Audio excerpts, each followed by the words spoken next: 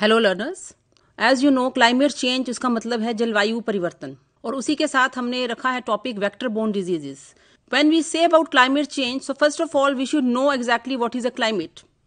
Climate change जो basically it is because of the concentration of green house gases, carbon dioxide, methane, nitrous oxide, all these gases they are increasing, and this is because of the human activities. Whatever is happening, it is happening because of humans and it is happening to humans. Means इंसानों के द्वारा इंसानों को ही problem हो रही है, तो जो भी कुछ करना है हमें अपने एंड पे ही करना है.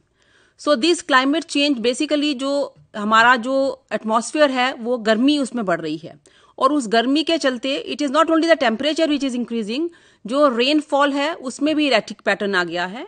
सो what exactly happens? Climate, it is average trend of weather patterns for a given location, and climate change or global warming, it is significant statistical lasting change of weather over decades or longer periods of time. weather होता है जो एक या दो दिन के उसमें जो अंतराल में आता है, that is weather, जिसको मौसम कहते हैं, और climate is जलवायु. So climate determines what regions can support one disease or another based on the physiological requirements of the vector. So vector it is very important और हमारा जो जितना भी discussion है that will be around mosquitoes only. Okay. For example, the range of endemic malaria was believed to be constrained in altitude by the temperature threshold requirements of his Anopheles mosquitoes. As you know, अभी आप बड़ी बड़ी hoardings में भी देखते हैं कि malaria का जो मच्छर है वो एनोफ्लीज है, और सिमिलरली जो डेंगू का मच्छर है, चिकनगुनिया का मच्छर है या जीका का मच्छर है वो एडीज है. और दोनों मच्छरों का जो कंट्रोल करने का तरीका है, उनकी ब्रीडिंग तरीका है, वो सब अलग होता है. नाउ क्लाइमेट चेंज और क्लाइमेट वेरिएबिलिटी. क्लाइमेट चेंज के बारे में तो सब बात करते हैं, लेकिन एक दूसरा वर्ड भी है उससे मिलता जुलता, दैट इज क्लाइमेट वेरिएबिलिटी. इन दोनों चीजों में क्या फर्क है? क्लाइमेट चेंज जो है दैट इज बेसिकली हमारा जलवायु है, उसमें क्या परिवर्तन हो रहा है, टिपिकली डिकेड्स और लॉन्गर, उसके एक एक्सटेंडेड पीरियड में जितना चेंज आता है that is climate change, and it is mainly due to the external factors. और क्लाइमेट वेरिएबिलिटी जो है it is also the change, but the thing is इसमें थोड़ा सा मार्जिनल डिफरेंस है कि इसमें बहुत लंबी तरह से जो वेरिएबिलिटी है उसको नहीं देखा जाता. It is basically a month, a season और a year. So it is not the matter of the decades. Now global climate change, जितना भी हम वैश्विक ऊष्मन की बात करते हैं, उस ऊष्मन से हो क्या रहा है? सम ऑफ द डिजीजेस जो पहले नहीं थी वो डिजीजेस अब उभर कर आ रही हैं, और कुछ डिजीजेस जो थी वो अब खत्म हो रही हैं. And it is because of the heavy rains, flooding. And अभी आप देखते होंगे कि ऐसा भी एरियाज, हाई ऑल्टीट्यूड एरियाज जैसे हमारे इंडिया में शिमला, या हाई ऑल्टीट्यूड दूसरे एरियाज जहां पे मलेरिया बिल्कुल नहीं होता था, लेकिन अब वहां पर भी मलेरिया आने लगा है क्योंकि वहां पर भी थोड़ी सी वार्मिंग ज्यादा होने लगी है. And these conditions they are conducive for the mosquitoes. And intensity of transmission of pathogens, जितने भी हमारे जो माइक्रोब्स हैं, बैक्टीरिया, वायरस, इन सब की जो इंटेंसिटी है वो एक थोड़ा चेंज होने लगी है. And human activities, I told you earlier, it is the humans which are responsible for this particular pattern. Now El Nino, La Nina, these are two currents. These currents, they cause the changes in the climate. They affect the equatorial Pacific region. And what exactly happens is that global warming, it intensifies the El Nino. And several studies, they found relationship between dengue epidemics and ENSO, that is El Nino Southern Oscillation. And drought conditions, that is increased water storage around houses, elevated Aedes aegypti populations, enhanced breeding opportunities when rainfall accumulates following the drought. So these are the cumulative effect of the El Nino on the climate and thereby for the vectors. Now we can summarize the global warming impacts. Some of the impacts, they are physical as well as ecological, social and large scale impacts. Now you can see in this slide that the physical, that the risk associated with extreme weather events, they increase with the temperature. And ecological, that is the larger the increase in temperature, more species will be at risk of extinction. 20 to 30% of species, they are at risk of extinction, and further extinctions, they are in the process. And this is a very dangerous stage. And social, that is mix of positive and negative impacts. Low latitude and less developed areas, they are highly vulnerable. And this will lead to the large scale impacts, that is Abrupt impacts, they increase with the temperature. Partial deglaciation of Greenland and West Antarctic. The glaciers, they are also melting. And the sea level, it will increase. Now, what is a vector of the disease? Generally, in this case, I am mentioning about vector for the disease. But similarly, a vector word is used in our biosciences, in biotechnology also. There also it is a carrier.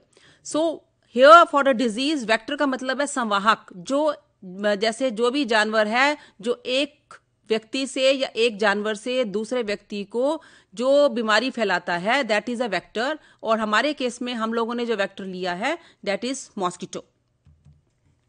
Now vectors जो होते हैं वो विभिन्न प्रकार के हो सकते हैं, बाइटिंग वेक्टर्स, कैरियर वेक्टर्स, और ज्यादातर जो वेक्टर्स होते हैं वो इंसेक्ट्स होते हैं. बिकॉज इंसेक्ट्स का नंबर जो भी है हमारे पूरे ग्लोब में, इंसेक्ट्स का नंबर सबसे ज्यादा है.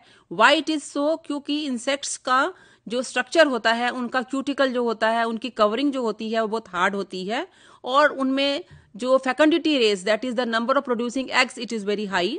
Moreover, they can survive at various habitats, whether it is aquatic, whether it is terrestrial, whether it is aerial. So, number of insects is more. More insects are beneficial, as well as more insects, they are harmful. So, now here we are mentioning about those insects which are harmful. So, biting vectors, as you can see in the slide, it is mosquito, tick, biting fly, flea, mite. और carrier vectors में it is housefly or cockroach. And they can transmit more than 250 foodborne diseases which lead to nausea, vomiting, diarrhea, malaise, headache, fever. And globally, it is estimated 19 lakhs deaths per year. In Southeast Asia alone, it is 10 lakhs per year. And this number is really alarming.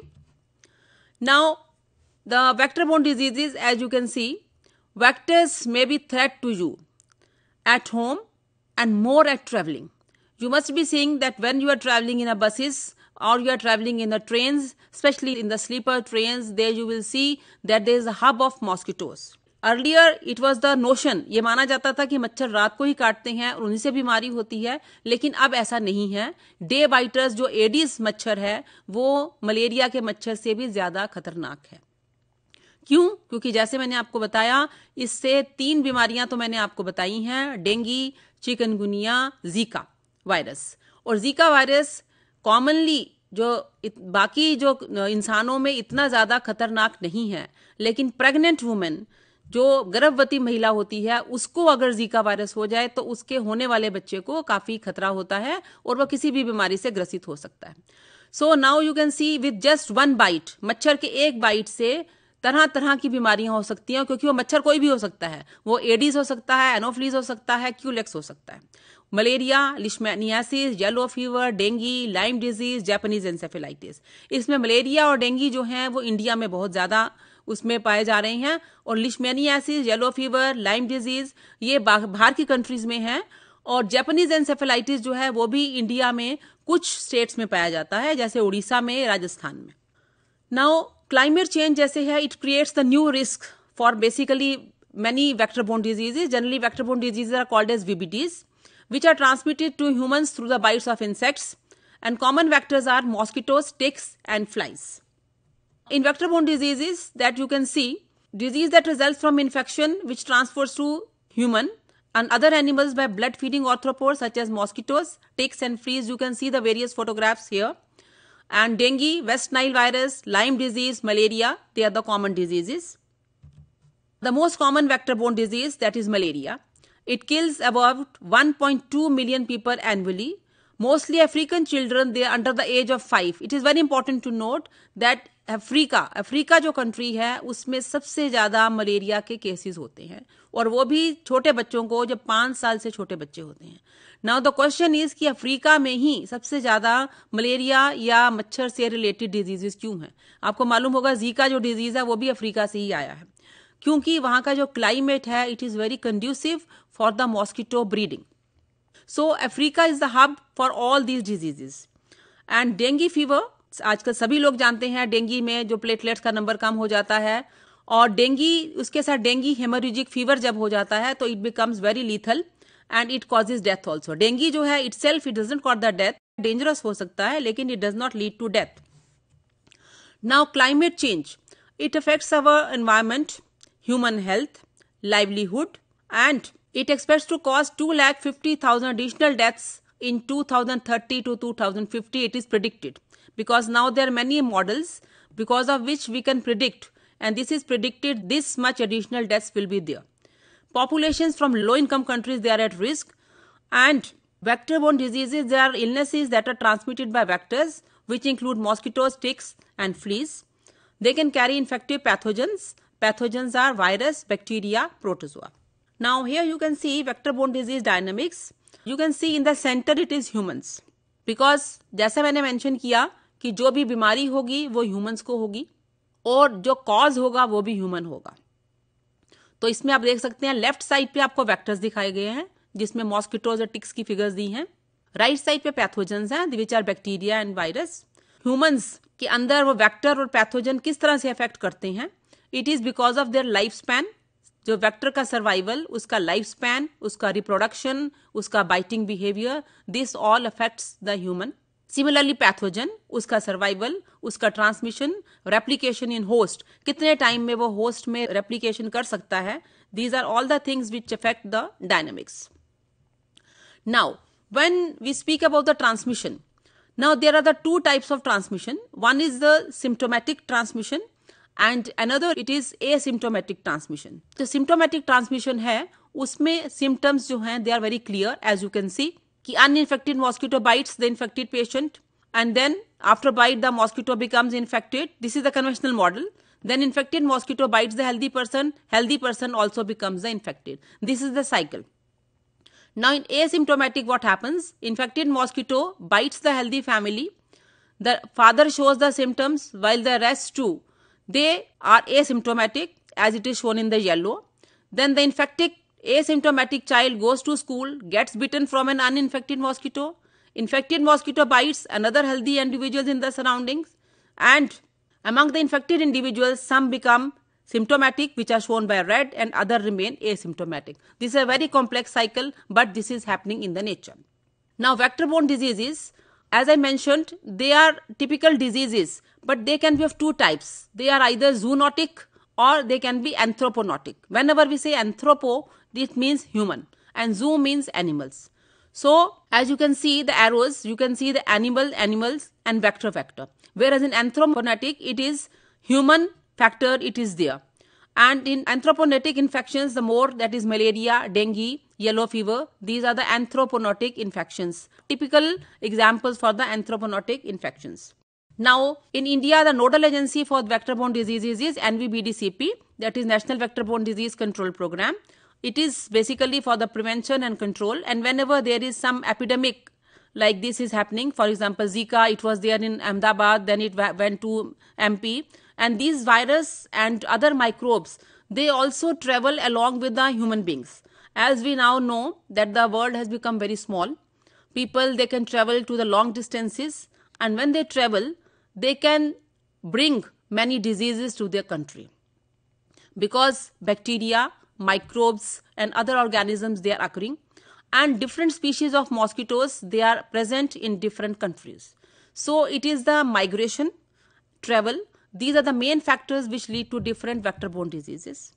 And malaria, dengue, chikungunya, then filariasis, kala azar, these are the main diseases in India, VBDs. Now mosquito carried diseases: malaria, West Nile virus, dengue fever, chikungunya. These are important diseases which are mosquito related. Now it is very interesting case, the number of the cases of malaria वो कम हो रहे थे, लेकिन अब धीरे धीरे malaria के cases फिर ज्यादा होने लगे हैं. And specially in India it is north east states, जितने भी हमारे नॉर्थ ईस्ट स्टेट्स हैं उसमें जो 7 सिस्टर्स जिनको हम कहते हैं, उसमें ये वाले जो केसेस हैं ये काफी बढ़ रही हैं. As you can see the figures, world health organisation, उन्होंने भी इंडिया को कहा है मॉस्किटो कंट्रोल करने के लिए. So India is also planning on the same way कि श्रीलंका ने किस तरह से अपना कंट्री को मलेरिया का फ्री घोषित कर दिया, तो हम लोग भी उसी तरह से लगे हुए हैं कि हम मच्छरों को किस तरह से कंट्रोल करें. तो आप लोग देख सकते हैं जो फिगर्स हैं डेंगू की, मलेरिया की, जापानीज एन्सेफेलाइटिस, चिकनगुनिया कि मलेरिया का जो केसेस हैं वो सबसे ज्यादा हैं. Now as you see, malaria के केसेस जो थे पहले 2008 से लेके 2012 तक के उसमें देखिए, पहले जो केसेस दिखा रहे थे, ये central bureau of health intelligence का जो डाटा है उसके हिसाब से आप देखिए कि पहले जो 2010 तक इसका जो नंबर था और उसके बाद भी जो इसका नंबर है वो धीरे धीरे जो है वो कम हो रहा है। और डेंगू का नंबर आप देख रहे हैं कि 80 से लेके 242 तक जो है हो गया है। बट द थिंग इज कि मलेरिया के केसेस जो हैं फिर से, जिसको हम RBM कहते हैं, रोल बैक मलेरिया के केसेस फिर से ज्यादा आने लगे हैं। डेंगू चिकनगुनिया, अगर हम ये कह दें कि गंदगी है, गंदगी से मच्छर होते हैं, दैट इज वन रीजन, क्योंकि गंदगी वाले जगहों पे जो मच्छर पनपता है वो एनोफ्लीज है, जिससे मलेरिया होता है। बट सरप्राइजिंगली जो एडिस मॉस्किटो है वो तो साफ पानी में आता है और उसी से जो लार्वे उसमें आते हैं, जिससे कि डेंगू, चिकनगुनिया या जीका होता है। तो हमारे पास सबसे बड़ी प्रॉब्लम ये है कि गंदगी को दूर करने से हम मलेरिया तो दूर कर सकते हैं, लेकिन हम डेंगू, चिकनगुनिया को कैसे दूर करें, जो कि जिसका मच्छर जो है वो साफ पानी में पनपता है। So that is the one. हम बार बार ये तो कह देते हैं कि दिल्ली में या बाकी स्टेट्स में पुअर सिविक कंडीशन है जिसके कारण मच्छर पैदा होते हैं। बट द थिंग इज कि जो एडिस मच्छर है उसको कंट्रोल करना काफी मुश्किल है। क्यों? क्योंकि ये मच्छर जो है इसमें चालाक है एज कंपेयर टू मलेरिया का मच्छर जो एनोफ्लीज है, वो एडिस का मच्छर जो है वो चालाक है। ये बात दोनों में है कि इट इज फीमेल मॉस्किटो, जो मादा मच्छर है वो ही दोनों में काटती है ह्यूमंस को।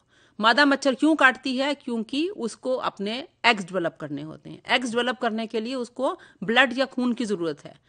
जो मेल मॉस्किटो है या नर मच्छर है वो तो जो फूलों का परागण होता है, पॉलन ग्रेन्स होते हैं, उस पे सर्वाइव कर सकता है क्योंकि उसको सिर्फ अपनी लाइफ देखनी है। But female, she has to give birth to other, अपनी उसको जनरेशन प्रोड्यूस करनी है। तो उसको जनरेशन प्रोड्यूस करने के लिए उसको खून चाहिए होता है, तो उस खून को ही उसको चूसना है, अदरवाइज उसको प्रॉब्लम है। तो अभी तक हमने आपको ये बताया है कि VBDs क्या होते हैं और उनके पैथोजेंस कौन कौन से होते हैं और उसके बेसिकली कॉजेज क्या हैं, कि किस तरह से वो आगे अपने आप की जो अपनी जनरेशन्स है वो किस तरह से बढ़ाते हैं और इनके सबके बढ़ने के कारण क्या है, क्लाइमेट चेंज से उनका क्या रिलेशन है। लेकिन अभी आगे जो हमारा सेशन चलेगा, अभी हम उसमें आपको ये बताएंगे कि जो विभिन्न फैक्टर्स हैं, जो रेनफॉल, टेम्परेचर इंक्रीज, इन सब से उनकी लाइफ साइकिल में क्या फर्क पड़ता है, मच्छर की लाइफ साइकिल में, जिससे कि तरह तरह की डिजीजेज जो हैं वो आगे आती हैं और आगे कौन कौन सी डिजीजेज आ सकती हैं। तो मच्छर जो हमें दिखने में बहुत छोटा दिखता है, लेकिन और दूसरी बात यह है कि पर्सनल प्रोटेक्शन मेजर्स, कि आप अपने को किस तरह से मच्छर से बचा सकते हैं, चाहे उसमें वो आप घर पे हो चाहे आप बाहर हो। मच्छर जो है वो लो टेम्परेचर हो या हाई टेम्परेचर हो, उनके अंदर सिर्फ टेम्परेचर से रिलेटेड ही चीज नहीं है, उसके अंदर सिर्फ जीन्स, जो अंदर जीन्स में म्यूटेशन हो रहा है उसके चलते भी वो किसी भी टेम्परेचर में, किसी भी एटमॉस्फेयर में, किसी भी हैबिटेट में रह सकता है। तो वो जो है उनका जो उन्होंने अपने आप को एक्लेमेटाइज इस तरह से कर लिया that they can survive anywhere. So it is basically a fight between man and mosquito and this will continue. Generally हम लोग सोचते हैं कि हम इंसान हैं तो हमारे अंदर दिमाग ज्यादा है इसलिए हम मच्छर को कंट्रोल कर लेंगे, but at the same time we should not forget कि गॉड, भगवान ने ही मच्छर को भी बनाया है, इसलिए मच्छर के सर्वाइवल के तरीके भी जो हैं उसके अंदर हैं। तो ये जो जंग है ये चलती रहेगी। And if you have any doubts you can send the messages, you can talk to us. I thank you.